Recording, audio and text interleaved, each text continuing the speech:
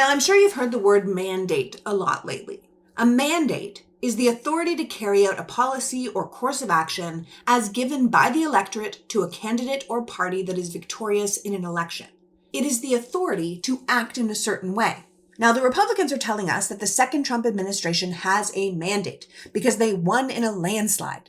And despite the fact that our electoral college did very clearly fall into the Republican camp, and they won the House and the Senate, and they already have the Supreme Court, which is horrifying if you believe in checks and balances, the more the votes are counted, the less it looks like the majority of this nation wanted what Trump was selling.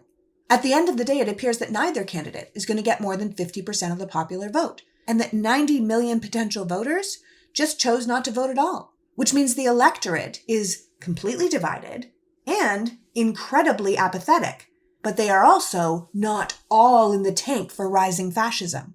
That everyone surrounding you on the street and in the world doesn't just hate women or minorities or look up to some rapist. Despite what Team Trump is telling us, his re-election didn't give them some overwhelming mandate for change. And considering how blatantly MAGA lied during the campaign, you're going to get a new and better health plan, prices are going to go down, we have nothing to do with Project 2025, we're only going to be deporting criminals. It now looks like their plans are going to be exactly what they swore they weren't going to be. And people are going to find out pretty quickly that they did not choose what they are now getting. To paraphrase newly elected California Senator Adam Schiff, it seems as if the economy was the central issue of this election. Voters wanted someone who was going to address the cost of housing and childcare and food and gas. But they didn't vote for a completely inept and unqualified cabinet or this retribution destruction tour that the president-elect is now engaged in. Now, knowing this doesn't mean we'll be able to stop everything this administration plans, because they have some pretty hideous plans, but it does mean that people are going to be disillusioned. And during that disillusionment, we can use it to support and pressure Republican representatives to do their job and act as a check on Trump's worst instincts, because the people aren't behind it.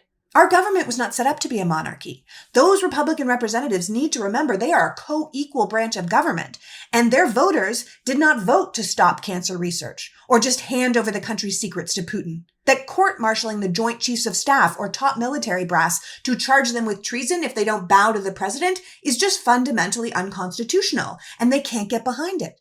Now, I don't expect all of them or even most of them to have that kind of courage, but without a mandate, without the majority will of the people, I think it is important that we keep reminding them of what we actually want.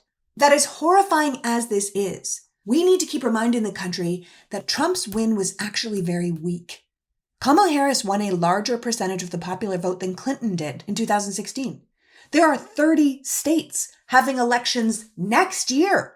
So if we don't roll over, if we keep the current Congress accountable to the Constitution, if we focus on local and state elections to build a break wall against federal overreach, if we rebuild the Democratic Party to be less status quo institutionalists and more meet the people where they are fighters, we might actually have a chance to stop the worst of what's going to happen and maybe turn this thing around. I know this is incredibly demoralizing, and I am not a Pollyanna, but I also know we cannot give up. That is exactly what they want. But you can't just take over a country with 300 million people in it overnight. Government only exists with the consent of the governed. So we can't just all consent. I want you guys to know you aren't out there all on your own.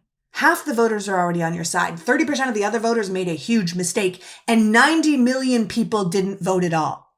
There was no red shift. There was only blue abandonment and apathy. So it is our job to get those people back and stand up together against what's coming at us.